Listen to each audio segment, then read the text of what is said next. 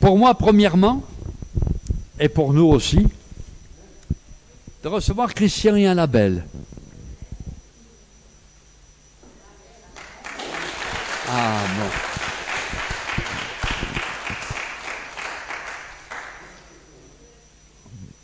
Voilà, il y a de longues années que nous nous connaissons. Et je bénis Dieu pour tout le parcours qu'ils ont fait. Je bénis Dieu pour leur consécration. Je remercie Dieu pour leur amour, pour leur prochain. Ils ont tout donné, leur temps, des moments, leur nuit. Les moments difficiles, ils les ont assumés. Et ils ont aidé des centaines de jeunes à pouvoir être réhabilités et à retrouver un équilibre. Et ils ont tout fait pour qu'ils rencontrent le Seigneur. Ils n'ont pas mesuré leur force. Ils ont mis, entre parenthèses, bien souvent leur vie de famille. Et ils se sont donnés. Ils se sont donnés. À Dieu, premièrement. Je me souviens de leur premier jour, dans cette région berruyère. Quand je suis arrivé à Bourges, j'ai demandé comment on appelle les gens de Bourges, les bourgeois. Waouh! On m'a dit non, c'est les berruyers. Je dis bon, d'accord, ok, ne vous fâchez pas. Au milieu des berruyers, ils ont su travailler.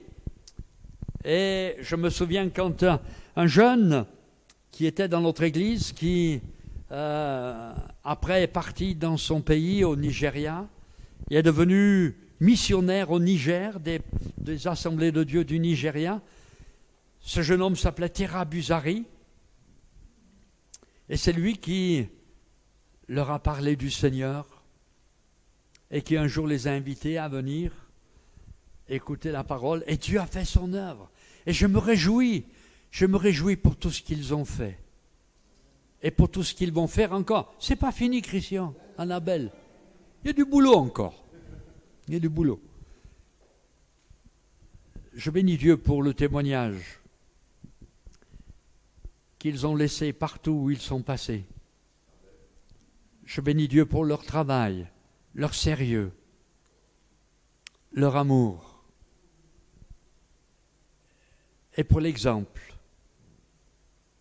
qu'ils ont laissé et qu'ils laissent et qu'ils m'ont laissé. Alors peut-être que je vais leur demander à tous les deux de venir là, Christian et Annabelle. Vous allez me dire, mais pourquoi ils vont pour un temps, venez jusque-là, ils vont pour un temps s'arrêter, arrêter leur travail au milieu de ce travail parmi ceux qui sont dans le besoin. Ils vont prendre leur retraite. Mais plusieurs leur ont dit, vous êtes trop jeunes quand même pour prendre la retraite. Mais il y a un temps où il faut lever le pied aussi. Et je bénis Dieu pour tout ce qu'ils ont fait. Mais également, j'aimerais les remercier particulièrement parce que pour nous aussi, ils ont été une aide. Les anciens de l'Église le savent, nous avons traversé des moments difficiles dans l'Église, mais ils ont été là pour nous soutenir, pour nous aider. Ils ont été là pour apporter du réconfort. Quand on appelait, ils étaient toujours présents pour répondre à nos besoins. Alors un grand merci de la part de l'Église.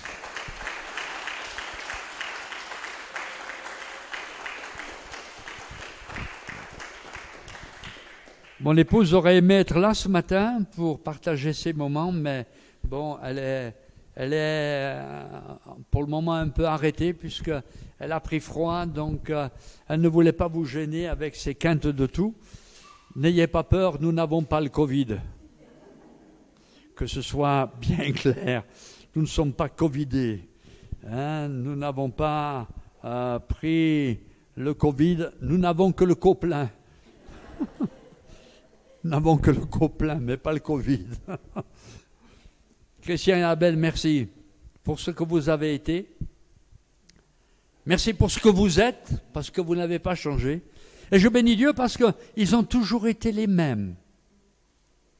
Toujours été les mêmes. Notre frère et notre sœur ont travaillé dur, et même notre frère a poursuivi encore pas mal d'études, et il est monté très haut, mais il est resté toujours tout petit. Il aurait pu montrer sa supériorité dans bien des domaines, non. Mais ils sont restés toujours les mêmes. Merci. Que le Seigneur vous bénisse et vous fasse du bien pendant le temps que vous allez avoir, pendant ce temps, pour l'instant peut-être de retraite, et puis plus tard vous verrez. Mais je crois qu'avec le Seigneur, il y a toujours à faire. Et le Seigneur saura ouvrir les portes au fur et à mesure. Que le Seigneur vous bénisse et vous fasse du bien. On peut les applaudir.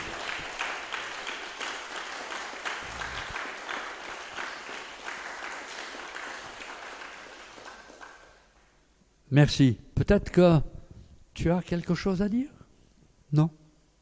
Allez. Merci en tout cas pour tout ce que tu dis. Ça nous touche beaucoup, hein, ces remerciements. Mais bien sûr, on ne peut que dire gloire à Dieu, tu l'as dit plusieurs fois. Parce que des éloges, on en a eu beaucoup ces derniers temps. Mais bien sûr qu'on ne peut que rendre gloire à Dieu. Voilà. Amen. Et je pense aussi que le fruit, bien sûr, on le verra aussi au ciel. Il y a eu des moments difficiles où les garçons qu'on a pu aider, ben voilà, après on n'a plus trop de nouvelles et tout ça. Et combien de fois on se dit, ce que l'on sème, on le récolte. Donc nous, on a semé dans l'amour. Je crois qu'on récoltera aussi dans l'amour là-haut. Et je voulais juste, pour aussi transposer, et aussi un peu par rapport à tous, je crois qu'on a tous aussi ce rôle de témoin. Voilà, je crois qu'on n'est pas unique en notre genre, merci Seigneur. On est tous serviteurs de Dieu. Et vous, à chacun, vous avez tous aussi un rôle avec ceux qui vous entourent pour pouvoir semer et récolter aussi du fruit. Voilà. Merci Seigneur à tous. Ouais. J'ai rien d'autre.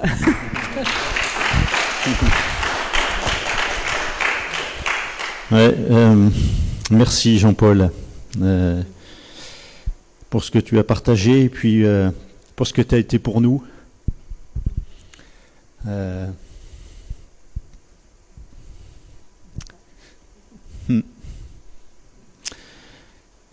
Tu as été un modèle, un père spirituel. Tu as eu confiance en nous.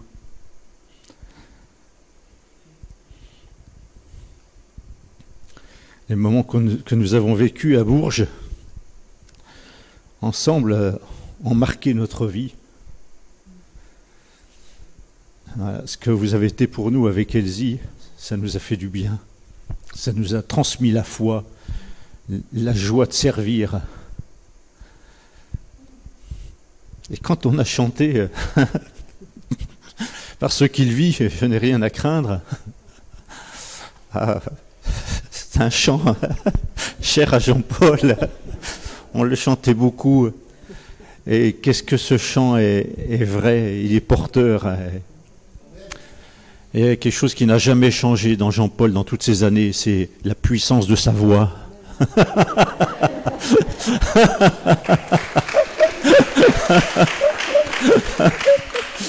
Il disait, il faudrait me mettre un volume ici pour que... on a été heureux de passer toutes ces années à Bourges et puis de ne pas se perdre comme ça, de vue, de pouvoir se retrouver ici. Tu as été celui qui a célébré notre mariage aussi. Tu étais là pour le baptême, pour le mariage. Et, ouais, tu es un repère pour nous, un témoin. Et c'est une grâce de Dieu. On a beaucoup de joie à être avec vous deux, même si Elsie n'est pas là encore, mais maintenant. Mais voilà, on garde plein de bonnes choses dans notre cœur. Hein, et puis, celui aussi qui nous avait amené à l'évangile, Terra, dont Jean-Paul a parlé. il y a quelques instants qui nous interpellait. Nous, on était étudiants et on le voyait le dimanche matin. On était à la cité universitaire, on était à l'étage et puis on voyait en bas ce jeune qui marchait, était bien habillé le dimanche matin. Et puis il marchait, il attendait que quelqu'un vienne le chercher pour aller à l'église. Et puis je me disais, mais qui est ce jeune? Mais où il va le dimanche matin? Où il va le dimanche matin? Et puis voilà. Et puis un jour, je suis descendu, j'avais ma voiture, et puis je lui ai dit, écoute, où est-ce que tu vas? Et il me dit, moi je vais à l'église évangélique. Ben écoute, je te dépose si tu veux. Voilà. Puis il dit, tu viens avec moi? Puis je dis, non, moi je vais pas à l'église évangélique. Moi j'étais catholique à l'époque. Je dis, oh, je vais à l'église. Voilà. Et puis le jour où j'ai fait le pas de venir dans une église comme celle-ci, une salle de réunion, ni plus ni moins, là j'étais vraiment bouleversé par la foi des gens. Ils louaient, ils chantaient, ils priaient comme si Dieu était là. Il n'était pas là physiquement, mais il était là en esprit. Et je me suis dit, la foi que ces gens ont, je la veux. Je veux cette foi. Hein. Et merci Seigneur que sa grâce m'a touché, nous a touchés. Voilà. Ouais. Quand on y repense, on trouve que c'est magnifique comment Dieu conduit les choses, quoi. Ouais. Merci Jean-Paul, merci Elsie, pour ce que vous avez été pour nous. Merci Christian. Merci Christian. Voilà, dans quelques instants, Christian va partager la parole, mais j'aimerais qu'on puisse prier pour eux. Je vais demander à Albert, notre frère ancien de l'Église, de bien vouloir prier pour Christian et Annabelle. Amen. Merci Seigneur.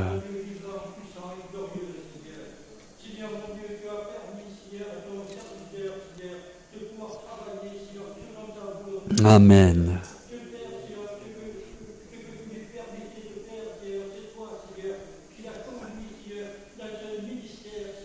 Oui.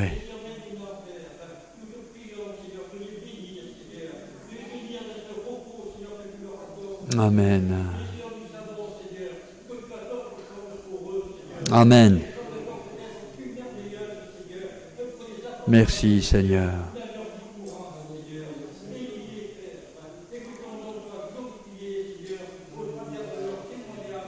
Amen.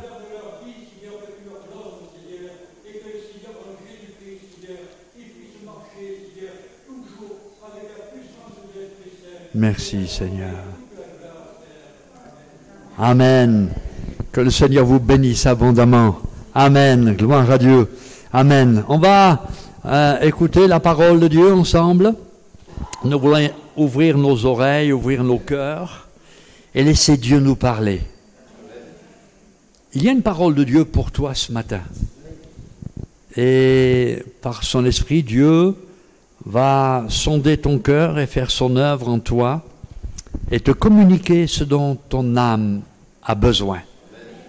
Alors sois attentif. Amen. Sois attentif. Et même s'il a à te reprendre, il ne reprend que ses enfants.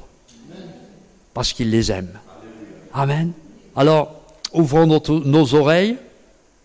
Amen. Mais surtout notre cœur. Amen. Que Dieu te bénisse et merci Christian d'être là et de partager avec nous. Amen. Merci Jean-Paul. Voilà, bonjour à tous d'abord, parce qu'on ne s'était pas salué. Sommes heureux d'être là. Donc il y a Jonathan qui est venu avec nous, il y a Cathy qui est bénévole avec nous, qui est venue, il y a Damien, Michael. Sommes heureux de passer ces...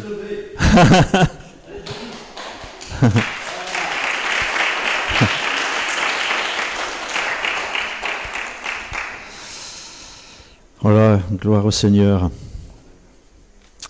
Alors vous savez, dans Dans la vie, il y a des moments difficiles.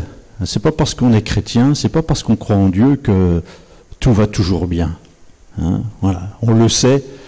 Nous avons passé les uns et les autres par des moments des fois difficiles, des moments de tension, des moments de maladie, parfois le deuil, des échecs. Mais qui n'a pas connu ça? Et ce n'est pas parce qu'on est chrétien qu'on ne vit pas des choses difficiles. Il ne faut pas penser que parce qu'on croit en Dieu, ce sera le soleil, le beau fixe tout le temps. Mais non, il y a des moments où il y a des averses, des moments où il y a des tempêtes, il y a des vents contraires, il y a de l'opposition, il y a des combats. Ce qui est important, c'est de rester attaché à Dieu. Dieu est fidèle envers nous, il faut qu'on le soit envers lui. Ce n'est pas parce qu'on va l'abandonner que les choses iront mieux. Si en croyant en lui, les choses sont difficiles, en croyant en lui, on va apprendre à mieux les traverser, ces choses difficiles. Et c'est ce que je voudrais voir avec vous ce matin. On en a parlé un petit peu avec les garçons dans la semaine. Je voudrais lire ce passage, alors c'est dans l'épître de Jacques, mais j'ai pris la version parole, la transcription parole vivante. C'est Jacques chapitre 1, et à partir du verset 2. Mes frères, réjouissez-vous. Lorsque vous passez par toutes sortes d'épreuves ou de tentations, estimez-vous heureux. Elles sont pour vous l'occasion d'accéder à la joie parfaite. Vous savez bien que si votre foi est mise à l'épreuve, et si elle tient bon, elle développera votre endurance. Mais pour que vous parveniez à une pleine maturité spirituelle, il faut que l'épreuve achève son œuvre sans que votre constance se relâche, que votre patience se manifeste dans toute votre conduite et s'accompagne d'actes parfaits. Ainsi, vous serez plein de force et vous parviendrez au but. Vous deviendrez irréprochable et il ne vous manquera rien. Amen. Ouais. Les épreuves, les tentations sont l'occasion d'accéder à une joie parfaite, à devenir meilleur. Jean-Paul le rappelait il y a quelques instants, si Dieu nous reprend, il nous reprend parce qu'il nous aime, parce que nous sommes ses enfants. Quel est le fils qui n'est jamais châtié par son père? S'il est aimé, il doit être repris quand c'est nécessaire. Les épreuves, c'est le même mot que tentation, sont souvent susceptibles de briser des fois notre paix, notre joie, notre bonheur. On est toujours triste quand il y a une épreuve qui nous frappe, lorsqu'on succombe à une tentation. Mais quelle tristesse, ça vient comme briser quelque chose. C'est quelque chose de terrible, mais le Seigneur veut nous apprendre à poser un regard sur ce qu'on vit. Quel regard est-ce que l'on porte sur ce l'on traverse en difficulté? Quand tout va bien, on a un regard heureux. Mais comme il est écrit, au jour du malheur, réfléchis. Réfléchis. Ça ne sert à rien de te révolter contre Dieu, contre les hommes, contre la société. Ça ne sert à rien de te révolter. Réfléchis. Réfléchis. Et dans l'épître de Jacques, il nous invite là à regarder comme un sujet de joie complète ces épreuves qui nous arrivent, à regarder. Regarder, c'est poser un regard. Et en fait, tout dépend le regard que l'on porte, que l'on pose sur ce que l'on traverse. Comment est-ce qu'on le vit? Dans la traduction La Tobe, il est écrit « Prenez de très bon cœur toutes les épreuves par lesquelles vous passez. » Waouh! On se dit « Mais comment c'est possible ?» Mais c'est prendre. Comment tu prends les choses? On le dit des fois dans une discussion, mais ne prends pas les choses comme ça. Voilà. Porter un regard, prendre. En français courant, il est écrit « Considérez comme très heureux quand vous avez à passer par toutes sortes d'épreuves. Considérez-vous comme très heureux. » Considérez. prendre en considération ce par où je passe et porter un regard différent, la façon dont je vais prendre les choses. En fait, c'est une interpellation que Dieu nous propose là au travers de ces passages. C'est pas dire je suis dans la difficulté, quelle joie, vraiment je suis heureux d'être dans l'épreuve. Non, on veut pas faire du masochisme. Non, mais quel regard je porte, comment je décide de prendre les choses, comment je considère ce qui m'arrive. Est-ce que je vais y réfléchir ou est-ce que je vais me laisser entraîner à la colère, à la révolte, à la rébellion, au mécontentement vis-à-vis de Dieu, à cause de ce qui m'arrive? En fait, le Seigneur veut donc nous faire réfléchir. Il est écrit dans l'Épître, sachant que, dans ce qu'on a lu, l'épreuve de votre foi, au verset 3, sachant que l'épreuve de votre foi. En fait, c'est notre foi qui est mise à l'épreuve au travers de ce que nous vivons, au travers des difficultés, des tentations, des soucis, même si on ne les arrose pas et qu'on ne voudrait pas qu'ils poussent les soucis. Mais quel regard est-ce qu'on porte sur ce qui nous arrive? Comment est-ce qu'on considère les choses? Quand il est écrit dans Deutéronome, au chapitre 8, il est écrit au verset 2, Deutéronome chapitre 8, verset 2, « Souviens-toi de tout le chemin que l'Éternel, ton Dieu, t'a fait faire pendant ces 40 années dans le désert, afin de t'humilier et de t'éprouver, pour savoir quelles étaient les dispositions de ton cœur et si tu garderais ou non ses commandements. Il t'a humilié, il t'a fait souffrir de la faim, et il t'a nourri de la manne que tu ne connaissais pas et que n'avaient pas connu tes pères, afin de t'apprendre que l'homme ne vit pas de pain seulement, mais que l'homme vit de tout ce qui sort de la bouche de l'Éternel. Ton vêtement ne s'est point usé sur toi et ton pied ne s'est point enflé pendant ces 40 années. Reconnais en ton cœur que l'Éternel ton Dieu te châtie comme un homme châtie son enfant. » Il prend soin de nous. Et quand il éprouve, c'est pour notre bien, c'est pour notre instruction, c'est pour notre édification. Et il dit, souviens-toi de tout le chemin. Dans le désert, c'était pas facile. Mais Dieu t'a conduit là, il est écrit, afin de t'humilier, de t'éprouver, pour savoir quelles étaient les dispositions de ton cœur, si tu garderais ou non ses commandements. Et en fait, il a été fidèle pendant ces années de désert. Et le peuple n'a manqué de rien, ni en nourriture, ni en vêtements. Nous, tous s'usent, nos vêtements, ils s'usent. Mais Dieu a permis que les vêtements ne s'usent pas. Ils étaient renouvelés.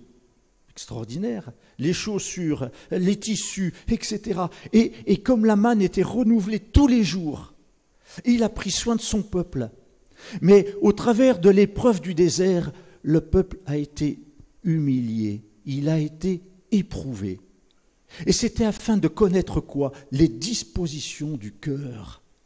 S'il garderait confiance en Dieu ou non. S'il abandonnerait la voie de l'Éternel ou s'il s'attacherait à Dieu. Dieu connaissait les dispositions du cœur du peuple, vous ne pensez pas? Dieu, il connaît les cœurs, il connaît les pensées, il sait quelles sont nos dispositions quand on traverse telle ou telle difficulté. Il sait ces choses. En fait, il veut nous montrer, nous regarde l'état de ton cœur. Pourquoi tu te fâches? Pourquoi tu t'emportes comme ça? C'est ce qu'il va dire à Caïn. Vous connaissez cette histoire avec Caïn et Abel. On voit les dispositions du cœur. Dieu s'adresse à Caïn, il dit, mais pourquoi tu es en colère? Pourquoi tu as le visage abattu? Il sait les dispositions. Mais il veut faire prendre conscience à Caïn, prendre conscience, prendre en considération, porter un regard. Mais attends, regarde ce qu'il y a dans ton cœur. Tu vois, si tu disposes bien ton cœur, c'est ça.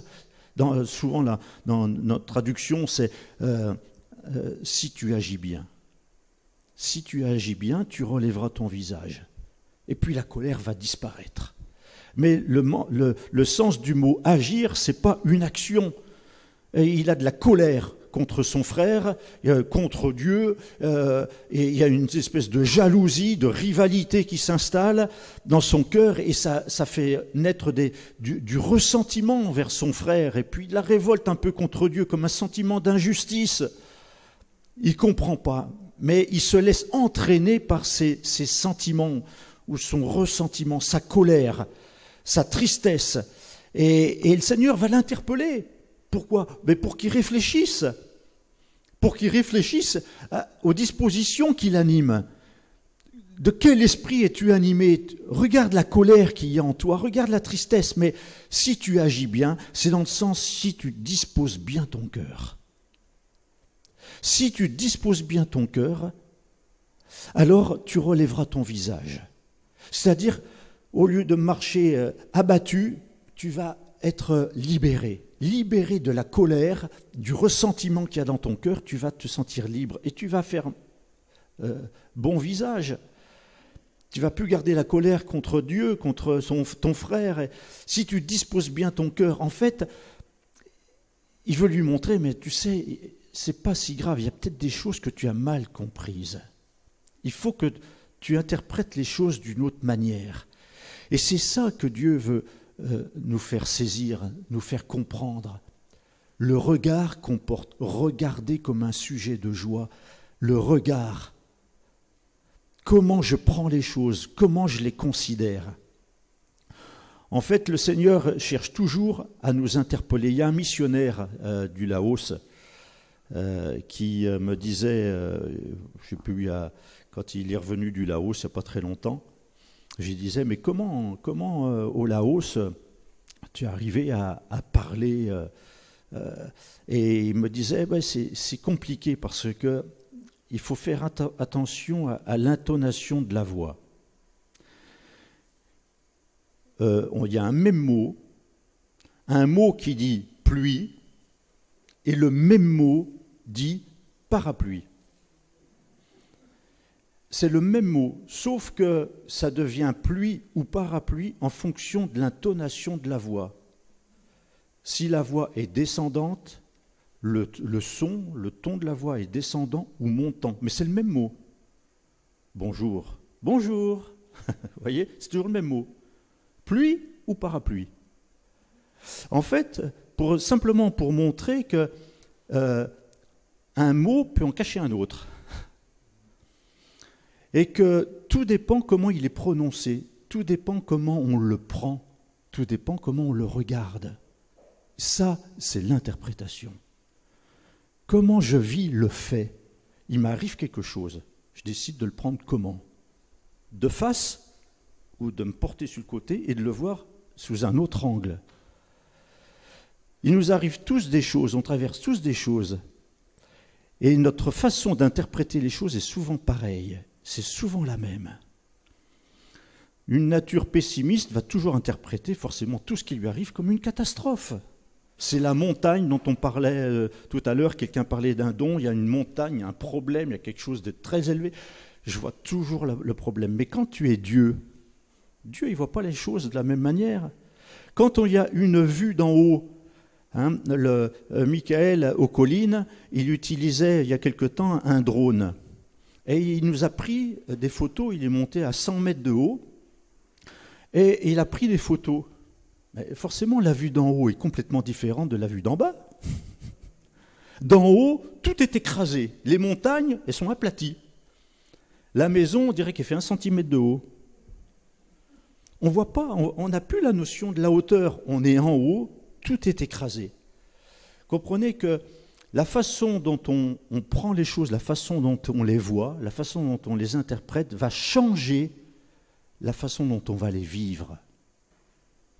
On peut bien les vivre ou mal les vivre. Il y a un même mot aussi, j'avais noté en chinois, mandarin.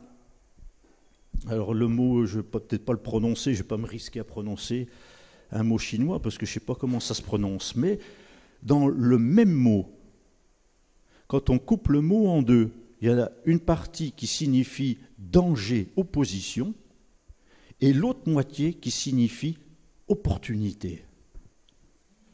Alors il peut y avoir soit un danger, soit au contraire une opportunité, un obstacle ou quelque chose qui va me permettre de rebondir. Et c'est le même mot. Et je me dis, mais quand je vis quelque chose, comment je décide de l'interpréter? Vous savez, il y avait le pasteur, peut-être il y en a qui connaissent, Gilbert Higgenbach. Il racontait cette histoire.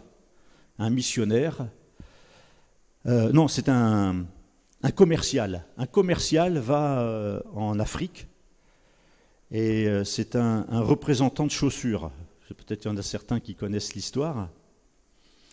Et donc, il fait son enquête. Et puis, vendre des chaussures, ça va être difficile parce qu'ici, tous les gens marchent pieds nus.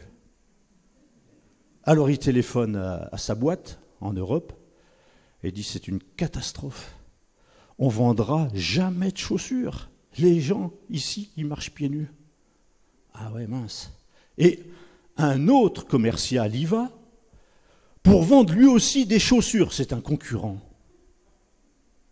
Il téléphone à sa boîte. Formidable, on va faire fortune. Ici, personne ne porte de chaussures. Voyez, la même situation.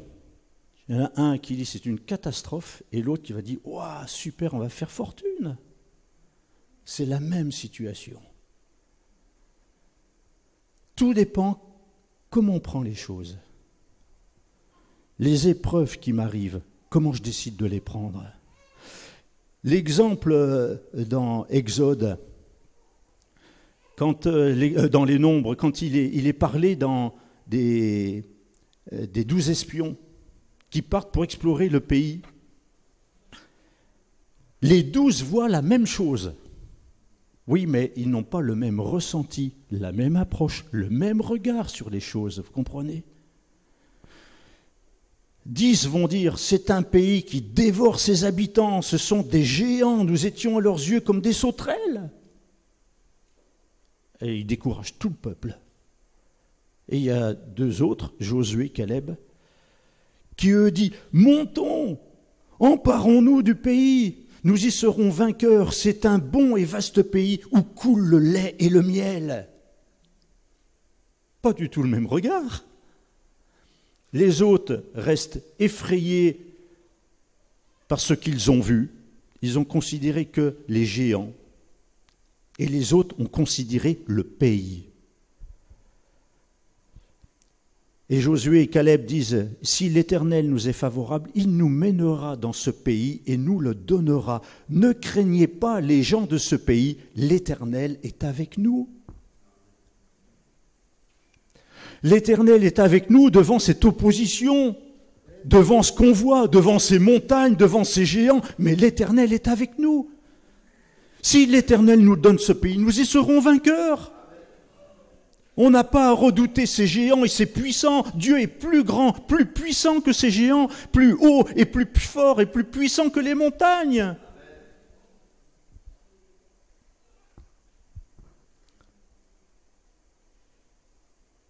Et les gens qui écoutent ces témoignages de ces 12 sont influencés. 2 disent « Ah, c'est un bon pays et tout », mais enfin, il n'y en a que 2 qui disent ça. Il y en a 10 qui disent « Oh là là, non, mais attends, trop dangereux pour nous, trop d'opposition ». Et voilà tout le peuple découragé. On voit que finalement, la façon dont on aborde les choses peut soit nous élever, nous rendre vainqueurs, ou soit nous faire perdre déjà le combat, avant qu'il soit entamé. En fonction de comment je prends les choses. Ce qui est important, c'est d'avoir le regard de Dieu, dire « Seigneur, comment toi tu vois la situation ? Quel regard toi tu portes sur cette situation ? Est-ce que c'est si dramatique que je le pense ? Est-ce que c'est aussi désespéré que je l'imagine ? Est-ce que toi tu n'as pas la solution, Seigneur ? Est-ce que tu n'es pas au-dessus de mon problème ? Et c'est ça qui va changer notre approche de la difficulté, qui va changer notre regard. C'est d'avoir cette pensée régénérée par l'action de l'Esprit. Avoir cette pensée renouvelée. Il cherche, comme il est écrit dans un passage, à renouveler notre intelligence, notre pensée. Parce que j'ai toujours tendance, dès qu'il m'arrive quelque chose, à interpréter la chose de la même manière. C'est une catastrophe. Alors que ça ne l'est peut-être pas tant que ça. Mais c'est moi qui m'imagine ça. Moi, je pense toujours que dès qu'il m'arrive quelque chose, ah ben ça y est, c'est la cata. Il m'arrive encore une cata. Cata après cata. Ça fait un catalogue. Où on collectionne tout ce qui ne va pas. Et c'est ce qu'on retient contre Dieu. Et le Seigneur, il veut renouveler notre pensée pour qu'on pense autrement. Avec l'exemple de Rachel, il est écrit que Dieu se souvint de Rachel, elle était stérile. Il l'exauça, et il est écrit, il la rendit féconde, c'est dans Genèse 30. Elle devint enceinte de Joseph, qui signifie l'Éternel ajoute. Sous-entendu qu'elle souhaitait après un autre fils. Et puis plus tard, Genèse 35, verset 16, il est écrit qu'elle fut enceinte de nouveau et eut un accouchement difficile, pénible. Elle allait rendre l'âme car elle était mourante et elle donna à son fils le nom de Ben-Oni, fils de ma douleur, fils de mon affliction. Voilà. Et Rachel est morte suite à l'accouchement. Mais Jacob, lui, il n'a pas pris les choses de la même manière. Il aurait pu se lamenter et imaginer avoir un fils qui crée la mort de sa mère en naissant. Le père peut être vraiment dans le rejet. Comment prendre les choses? Ah, il va dire, elle lui a bien donné le nom, fils de ma douleur. Il aurait pu dire, eh bien, ce nom, je vais le laisser. Il le portera toute sa vie, il se souviendra de la douleur qu'il a causée dans notre couple, dans notre foyer, à sa mère. Il a provoqué la mort de sa mère. Voyez comment on peut interpréter les choses. C'est une façon. Oui, mais le père n'a pas agi du tout comme ça. Et le nom Ben-Oni, il l'a changé, il est écrit, mais le père l'appela Benjamin. Benjamin, qui signifie fils de ma main droite, fils de félicité. Finalement, il a porté tout à fait un autre regard. Il aurait pu se lamenter et puis élever son fils avec dureté, avec méchanceté, parce qu'il a causé la mort de sa mère. Il aurait pu continuer comme ça et lui rendre la vie pénible et difficile. Tout ça pourquoi? Parce qu'il lui en aurait voulu d'avoir perdu sa femme. Il aurait pu interpréter les choses comme ça, mais il a pris une autre position. Benjamin. C'était après Joseph le dernier fils, le fils préféré. Et il a changé son nom. Tu es le fils de la félicité, le fils de ma main droite. La main droite, c'était le symbole de la puissance. En fait, si on n'a pas la pensée de Dieu, on n'a pas la pensée régénérée, on va forcément avoir des pensées destructrices, des pensées négatives qui vont détruire, qui vont maintenir comme une malédiction, qui vont maintenir le malheur en place, qui vont entretenir le malheur. Si le père avait laissé Ben-Oni avec son nom là, et puis gardé de la colère contre lui, de l'animosité, eh bien, il ne faisait que entretenir le malheur dans sa famille et sur son fils. Mais il change complètement les choses. Il est dans le plan de Dieu, il est dans la pensée de Dieu. C'est une pensée non régénérée n'est pas capable de faire des choix qui soient divins, positifs. C'est le contraire. Et ce qu'il nous faut, c'est être renouvelé dans notre pensée. En fait, ce que Dieu a mis en nous, cette vie nouvelle qu'il a placée en nous, nous rend capables de penser autrement que si on n'avait pas la vie nouvelle en nous. Cette vie nouvelle nous est communiquée par l'action du Saint-Esprit et nous amène à penser d'une autre manière. Si je veux penser selon le monde, alors j'agirai selon le monde et je me comporterai selon le monde. Mais si je laisse la vie éternelle se manifester en moi, l'action du Saint-Esprit, alors il va générer une pensée nouvelle. Il va m'aider à avoir un autre regard sur ce que je vis, sur ce que je traverse, sur...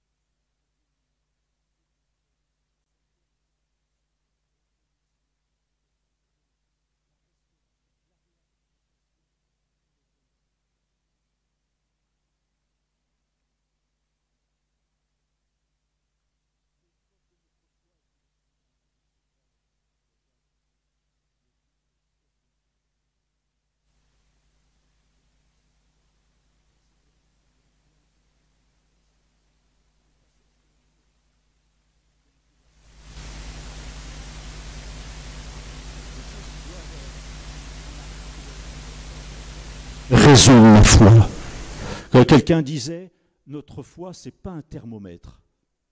Hein, je disais ça l'autre jour aux garçons aussi. La foi, c'est pas un thermomètre. Le thermomètre indique juste une température. Quand il fait chaud, ça monte. Quand il fait froid, ça baisse. Et il dit, notre foi doit être comme un thermostat. Il y en a un là, un thermostat. Je ne sais pas où il est, mais il est là, ce thermostat. D'accord ? Qu'est-ce qu'il fait le thermostat ? Il fait qu'il maintient tout le temps la température. Il fait chaud. Oui, mais si je mets mon terme, là il fait 35 dehors, oui, mais moi à la maison je mets 21, il me maintient 21. Si ça descend à 5 degrés, il me maintient 21. Le thermostat, il est là pour réguler la température et maintient. Ma foi, ça doit être ça. Qu'il y ait des difficultés, qu'il y ait des hauts, qu'il y ait des bas, ma foi, c'est un thermostat. Elle repose sur celui qui est immuable. Celui qui est amour, celui qui ne change pas, qui n'a pas l'ombre d'une variation. Ma foi, elle repose sur lui. Il est fidèle. Je passe dans le désert, je passe dans l'épreuve. Il me manque ceci, il me manque cela. Je traverse des échecs. Il est toujours là. Il est constant dans sa fidélité, constant dans son amour. Vous saisissez sa fidélité, sa grâce est toujours là. Et ma foi doit rester appuyée sur lui. C'est lui le rocher. Il ne change pas. Si ma foi repose sur les circonstances, elle va connaître des hauts et des bas, des pics, mais alors et des gouffres. Et je vais faire le yo-yo. Mais je ne suis pas stable dans ma foi. Quand tout va bien, je suis au sommet. Et quand tout va mal, je suis dans le gouffre. Mais ce n'est pas ça la foi. La foi, elle ne repose pas sur ce que je traverse. Ma foi, elle repose sur celui qui tient ma vie. Hein, j'ai beaucoup aimé le chant aussi qu'on a chanté, voilà, que je ne me souviens plus des paroles, mais voilà, j'ai été trouvé par Christ, je vis. Et par sa grâce, je viens. Et en fait, c'est ça, j'ai sa vie en moi. Et c'est ça qui va me tenir et qui va me permettre d'être régulier et de tenir bon malgré les difficultés que je vais pouvoir rencontrer. L'apôtre Paul, quand il a l'écharde, il prie, mais Dieu n'enlève pas l'écharde de Paul, mais il lui accorde continuellement sa grâce, pour supporter l'épreuve. Hein. Et c'est pourquoi Paul dira, je me plais, qu'il se plaît dans les faiblesses, les outrages, les calamités, les persécutions, les détresses pour Christ. Extraordinaire ça. Car quand je suis faible, c'est alors que je suis fort. Comment mieux interpréter ce qui m'arrive ? Comment porter un autre regard ? Sinon compter sur cette souveraineté de Dieu, sur sa fidélité, de veiller sur les dispositions de mon cœur. Je regarde à Dieu, je sais qu'il ne change pas, il est toujours le même, je peux compter sur lui à tout moment. Et le Seigneur, il me dit, mais quelles sont les dispositions de ton cœur, là, au travers de ce que tu vis ? Comment tu réfléchis ? Comment tu prends les choses ? Il m'aide à réfléchir pour dire, Seigneur, je ne comprends pas ce qui m'arrive, c'est trop dur, c'est trop difficile, mais je sais que je peux compter sur toi. Tu es là pour m'aider à traverser ces moments difficiles. Tu es là pour me soutenir. Il y a une femme Maya Angelou, qui était une poète, une écrivaine, et puis qui a travaillé pendant quelques années avec Martin Luther King, et qui était une militante pour les droits civiques. Elle est morte en 2014, elle est décédée. Elle avait 86 ans. Et elle dit cette phrase, elle dit « Si vous n'aimez pas une situation, changez-la. Si vous ne pouvez pas la changer, changez votre attitude. » Et en fait, ça résume un peu ça. La situation, souvent, on ne peut pas la changer. Les circonstances, on ne les maîtrise pas, on ne les change pas comme on veut. Maintenant, c'est mon attitude. Et l'attitude, ce n'est pas seulement le comportement. L'attitude, c'est ce qu'il y a à l'intérieur qui génère un comportement. Avoir une attitude ferme, c'est quelque chose qui est à l'intérieur. Une attitude va générer un comportement. Et en fait, c'est ces dispositions qui vont m'amener à agir de telle ou telle manière. Et la façon dont je prends les choses, la façon dont je les considère, va m'aider soit à monter, à surmonter, à dépasser, ou alors à m'enfoncer, à sombrer, à couler. C'est mon choix. Le Seigneur est toujours là. Il est toujours là pour nous délivrer, mais si je ne sais pas lever mes regards vers lui, si je ne sais pas interpréter les choses d'une autre manière, si je ne me confie pas en lui, si je ne reste pas dans la foi, si je ne lui exprime pas les choses qu'il y a dans mon cœur, et que je dis, Seigneur, mais voilà, sur un plan humain, c'est une catastrophe, mais avec toi, Seigneur, je ferai des exploits. Je ne sais pas comment je vais m'en sortir, je ne sais pas comment tu vas conduire les circonstances, mais ce n'est pas la fin. Je vais m'en sortir. Moi, je veux regarder à toi. Voyez comment on peut vivre les choses, et quand Jacques il dit, mais regardez comme un sujet de joie complète les diverses épreuves auxquelles vous pouvez être exposés, ou Tob quand il dit, prenez de très bon cœur les épreuves, sachez prendre les choses, sachez considérer les choses, avoir un autre regard. Personne ne peut se réjouir quand il traverse la vallée de l'ombre de la mort, sauf que David, il dit « je crains aucun mal ». Voyez le regard, c'est ça. Le regard nouveau sur l'épreuve. Je traverse la vallée de l'ombre de la mort, je ne crains malgré cela aucun mal. Pourquoi ? Seigneur, tu es avec moi. Tu es avec moi. Il n'est pas délivré forcément tout de suite de la vallée de l'ombre de la mort, de la difficulté, ok. Oui, mais il la traverse autrement. Vous comprenez? C'est ça, le secours de Dieu. C'est pas ne jamais connaître de difficultés, de vallées sombres, de déserts ou quoi, non. C'est qu'on les traverse, on les vit autrement. Amen. On peut rendre grâce à Dieu, hein? Ouais. Que ton nom soit béni, Seigneur. Tu es avec nous tous les jours, tu nous l'as promis. Seigneur, on sait que la vie n'est pas facile et que la conjoncture actuelle augmente des fois les difficultés. On voit les mécontentements qui s'élèvent partout dans le monde, les révoltes, les rébellions, toutes ces choses qui font mal. Pourquoi ? Parce que le monde est en souffrance, le monde souffre. Et Seigneur, nous voulons regarder à toi parce que tu nous donnes une espérance. Tu veux qu'on porte un autre regard sur l'actualité, Seigneur, parce qu'on sait qu'on n'est que de passage sur cette terre et puis que toi, tu as un plan, tu as un projet, tu as un avenir, de l'espérance et que tu veux créer de nouveaux cieux, une nouvelle terre et que tout ce qu'on vit sur cette terre ne sont que le commencement des douleurs, mais qui annoncent la naissance d'un monde nouveau. Et Seigneur, tu nous aides à interpréter les choses qui nous arrivent d'une autre manière. Quand on a la pensée régénérée, Seigneur, quand on a ta parole, quand on a ton esprit, alors Seigneur, on reste confiant. Et que, comme disait David, même si je marche dans la vallée de l'ombre de la mort, je serai malgré cela plein de confiance. Je serai malgré cela dans la paix parce que tu es là. Ta présence me rassure. Mon Dieu, merci. Rassure mes frères, rassure mes sœurs qui vivent des moments difficiles, qui passent par des moments pénibles, qu'ils lèvent vraiment les regards sur toi, qu'ils interprètent les choses d'une autre manière, pour qu'ils traversent ce qu'ils vivent, Seigneur, avec ta paix et avec l'espérance de dire, Seigneur, tu restes mon secours, tu restes ma délivrance et mon libérateur. Amen. Que ton nom soit béni, Seigneur. Amen.